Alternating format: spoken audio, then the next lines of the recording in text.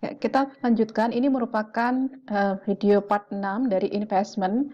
Di video kali ini kita akan membahas tentang impairment ya, tentang impairment untuk investasi atau investment ini. Namun sebelum itu kita akan ulas terlebih dahulu tentang debt investment ini, kelompoknya atau klasifikasinya apa saja. Debt investment ada klasifikasi HFC, yaitu Held for Collection, HFCS, Held for Collection and Selling, dan kemudian yang ketiga adalah trading. Nah, kita juga sudah membahas bahwa HFC itu diukurnya dengan menggunakan amortized cost. Sedangkan untuk HFCS itu diukur dengan menggunakan fair value, dan fair value-nya akan dilaporkan di OCI. OCI itu masuk ke dalam equity ya. Nah, adapun trading diukur dengan menggunakan fair value dan fair value-nya masuk ke dalam income sebagai profit ataupun loss. Kita ke HFC. Jadi HFC ini kan menggunakan amortized cost ya, tapi perusahaan juga perlu melakukan penyesuaian. Dia tidak disesuaikan dengan nilai fair value, tidak. Ya, nggak ada penyesuaian terhadap nilai fair value. Namun, perusahaan itu akan mengevaluasi apakah terjadi penurunan nilai atau enggak. Apakah terjadi impairment atau enggak. Nah, ini apa sih bedanya impairment dengan fair value gitu kan? Kalau fair value kan biasanya harga yang ada di pasar, harga yang ada di bursa, harga yang tersedia di katakanlah ya di bursa saham, kalau itu saham, kalau ini obligasi gitu ya. Nah, kalau impairment itu gini. Jadi kan kita investasi di perusahaan tertentu, misalnya perusahaan A gitu ya. Nah, ternyata perusahaan A itu tidak bisa membayar tidak bisa membayar bunga seperti halnya biasanya. Ya, dia tidak bisa memberikan return kepada perusahaan seperti biasanya. Misalnya returnnya itu biasanya 8 juta, tapi dia hanya mampu 6 juta karena kondisi dia gitu ya. Nah, ketika hal tersebut terjadi, berarti investasi kita di perusahaan A tersebut itu mengalami penurunan. Akibat apa? Akibat penurunan kondisi keuangan dari perusahaan A tadi dalam memenuhi atau membayar bunganya, gitu ya. Itu yang disebut sebagai impairment di sini, di debt investment ini. Nah, meskipun HFC ini diukur dengan menggunakan amortized cost, standar juga membuka peluang kalau misalnya perusahaan ternyata ingin mengukur dengan menggunakan fair value. Makanya ada namanya fair value option untuk HFC. Nah, kalau misalnya menggunakan fair value, berarti ya nanti seterusnya akan menggunakan fair value, gitu ya, akan menyesuaikan dengan nilai fair value yang ada di pasar, ya. Nah, dilakukan adjustment, iya, akan dilakukan adjustment, akan dilakukan penyesuaian. Nah, namun di sini agak unik karena penyesuaiannya atau jurnal untuk menyesuaikan itu tidak di fair value adjustment, FVA. Mau bilang FVA agak susah ya. Fair value adjustment, bukan. Tapi dia masukkan langsung ke debt investment. Kalau misalnya terjadi kenaikan, ya berarti nanti debt investment pada unrealized holding gain atau loss, dan ini masuk ke income, ya, masuk ke income. Gitu. Kalau terjadi kerugian atau loss, ya berarti unrealized holding gain atau loss income di debit, kreditnya adalah debt investment. Kita coba bandingkan dengan fair value-nya HFC, di mana fair value-nya HFC itu dia masuk ke dalam equity. Nah, ini kita bandingkan. Kalau fair value-nya HFC, dia itu masuk ke atau di jurnalnya di FVA, ya fair value adjustment, dan unrealized holding gain atau loss masuk ke equity. Sedangkan kalau trading, fair value-nya itu adjustment-nya atau akunnya FVA, fair value adjustment, dan unrealized holding gain-nya masuk ke income. Gitu. Jadi ini ada perbedaan ya ketiga klasifikasi ini ketika misalnya diukur dengan menggunakan fair value. Oke, kita kembali lagi ke impairment. Jadi debt investment itu ya akhirnya kita bahas di sini. Debt investment itu akan ada penurunan nilai, bisa memungkinkan ada penurunan nilai ketika dilakukan tes. Nah, ketika misalnya dilakukan tes ternyata ada penurunan nilai, bagaimana jurnalnya? Kita lihat jurnalnya. Ini seperti hanya jurnal ketika kita membahas tentang aset tetap. Teman-teman mudah-mudahan masih ingat. Ketika membahas aset tetap, ketika ada penurunan nilai aset tetap, itu bagaimana jurnalnya. Ini juga sama. Jurnalnya mirip lah sebetulnya. Apa? Yaitu debitnya adalah loss on impairment, kreditnya adalah allowance for impairment debt investment. Jadi ini allowance for impairment of debt investment. Gitu ya, ketika terjadi penurunan nilai. Nah, misalnya tahun kemarin itu terjadi penurunan nilai, kemudian tahun sekarang ternyata nilainya itu naik lagi. Kemampuan dari nasabah nasabah.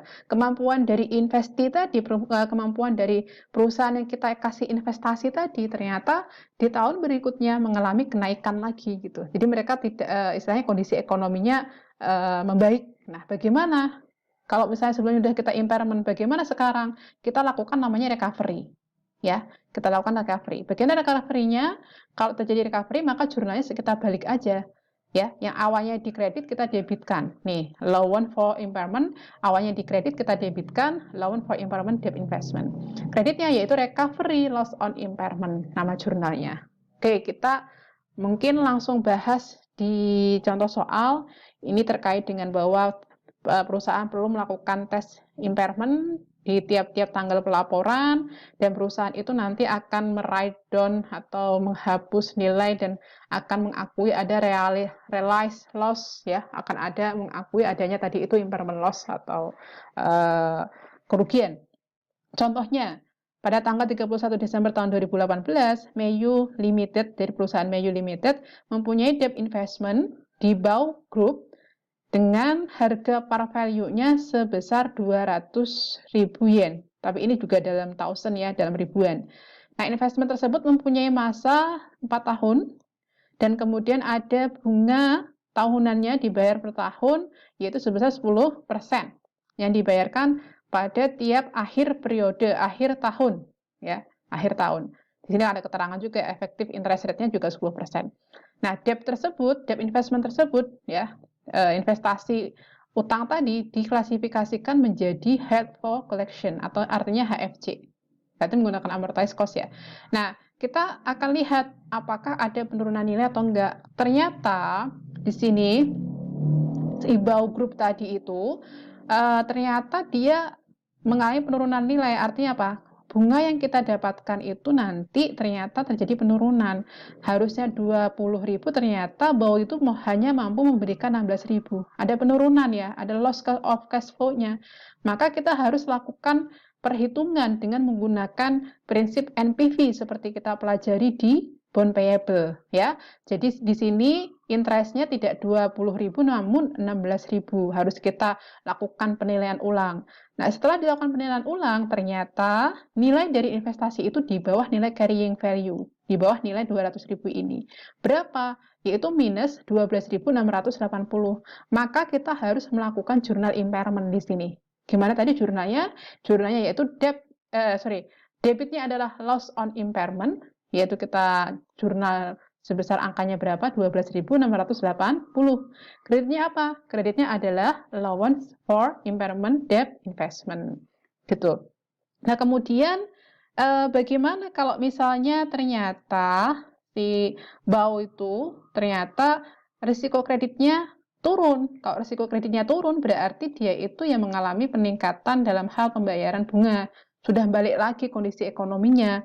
Nah, maka kita harus melakukan reversal atau pembalikan. Gimana jurnal pembalikannya? Loan for impairment, debt investment pada recovery loss on impairment.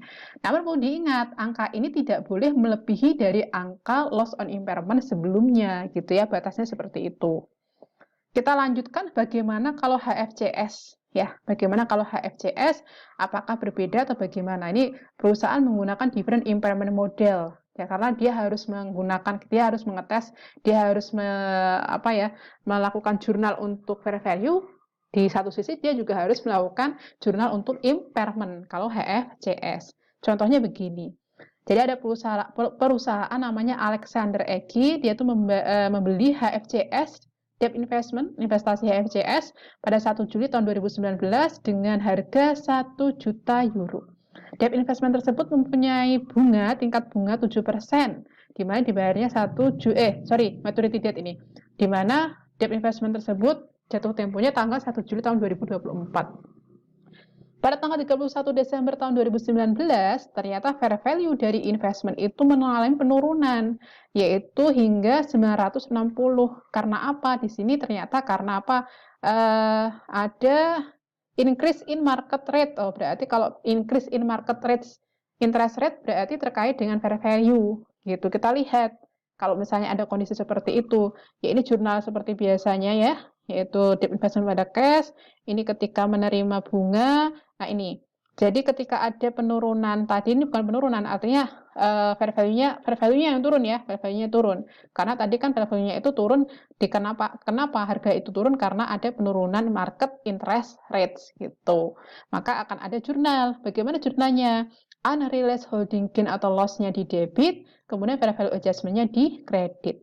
Ketika tanggal 31 Desember, maka nanti akan ada jurnal closing, akumulasi other comprehensive income-nya debit, kreditnya adalah unrealized holding gain atau loss equity. Jadi unrealized holding gain-nya nanti di akhir periode itu jadi nol ya. Nanti tinggal fair value adjustment sama akumulasi other comprehensive income. Nah, ini kalau dilaporkan di laporan keuangan seperti ini. Debt investment-nya tinggal 960, kemudian ada accumulated other comprehensive income di equity minus 40, dan ada interest revenue karena tadi kita memperoleh namanya interest revenue. Nah, sekarang gini, kalau ternyata penurunan 40.000 tadi ya, itu disebabkan karena apa? Yang 10.000 karena market interest rate berubah, bunga pasar berubah, dan yang 30.000-nya itu diakibatkan karena credit risk dari investee atau perusahaan yang kita investasikan tadi. Nah, itu bagaimana? Kita akan lihat. Karena yang 30.000 itu nanti akan kita akui sebagai impairment loss. Gitu ya. Bagaimana jurnalnya? Jurnalnya seperti ini. Jadi, loss on impairment yang 30.000 itu akan kita jurnal di debitnya loss on impairment. Ini, loss on impairment. Pada apa? Kreditnya adalah loan for impairment debt investment. Nah, adapun yang 10.000 itu akan kita jurnal unrealized holding gain atau loss di debit, kreditnya adalah fair value adjustment. Jelas ya di sini ya, jurnalnya gitu. Nah, ketika misalnya nanti ada jurnal closing entry, ada jurnal penutup, maka yang terkait dengan fair value akan kita tutup, yaitu debitnya adalah akumulasi other comprehensive income, kreditnya adalah unrealized holding gain atau loss on equity. Bagaimana sekarang laporan keuangannya? Debt investment, tentu saja ini tetap seperti yang tadi, itu 960.000, di mana dikurangi dengan 20.000 dan 30.000 dan 10.000. Other comprehensive income-nya 10.000, bukan 40.000 seperti yang tadi. Namun nanti di other income and expense itu ada loss and impairment sebesar 30.000. Ini loss ya. Loss berarti kan minus ya, minus. Gitu. Gitu ya perbedaannya. Nah, sekarang kalau misalnya di sini apa? Ini menjual. Kalau misalnya dijual gimana? Selanjutnya dijual pada tanggal 1 dijual debt investment-nya. Ya, kita akan terima cash sebesar 960, kemudian ada loss on sale of debt investment-nya 10.000, ada allowance for impairment sebesar 30.000 dibalik yang allowance for impairment debt investment tadi, debt investment-nya dikredit 1 juta. Kemudian fair value adjustment sama akumulasi comprehensive income harus kita nolkan ketika misalnya debt investment itu dijual. Seperti itu jurnal penjualan debt investment HFCS. Oke. Nah, ini kalau misalnya kredit risk-nya itu ternyata turun, bagaimana? Berarti jurnal pembalikan atau reversal. Jurnal pembalikan impairment seperti ini aja. Ini harusnya di sini ya, ke sini. Allowance for impairment pada recovery impairment loss. Nah, ini dia ringkasannya. Jadi ringkasannya jadi kalau misalnya loan receivable atau misalnya sekuritas yang lain yang menggunakan amortized cost, maka impairment modalnya kita akan menggunakan expected credit loss, di mana akan diakui di net income. Expected credit loss, kalau dulu pakai include loss ya. Nah, kalau misalnya yang seperti HFCS, yaitu yang diakui di other comprehensive income, nah itu akan kita ukur impairment-nya dengan menggunakan expected credit loss juga, dan akan dilaporkan di net income expected credit loss-nya itu. Kemudian nanti akan kita akui juga fair value, perubahan fair value-nya, dan dilaporkan di other comprehensive income. Adapun kalau untuk debt atau equity yang diperjualbelikan, yaitu fair value with gain or losses yang dilaporkan di net income, nah karena dia trading, diperdagangkan, dia seperti persediaan. Dia seperti persediaan yang pakai apa itu LC/NRV, ya. Dia pakai LC/NRV, yaitu kita membandingkan antara cost, yaitu amortized cost, dan fair value-nya, mana yang lebih kecil. Nah, itulah yang akan kita gunakan untuk patokan untuk melakukan impairment. Itu kalau misalnya sekuritasnya trading. Jadi seperti halnya persediaan ya, kalau misalnya trading itu. Gitu. Itu adalah terkait dengan impairment, ya, terkait dengan impairment. Jadi model impairment-nya sedikit berbeda ya, satu dengan yang lain. Kalau jurnalnya sudah kita bahas. Oke, cukup sekian untuk video yang ini. Semoga bermanfaat. Wassalamualaikum warahmatullahi wabarakatuh.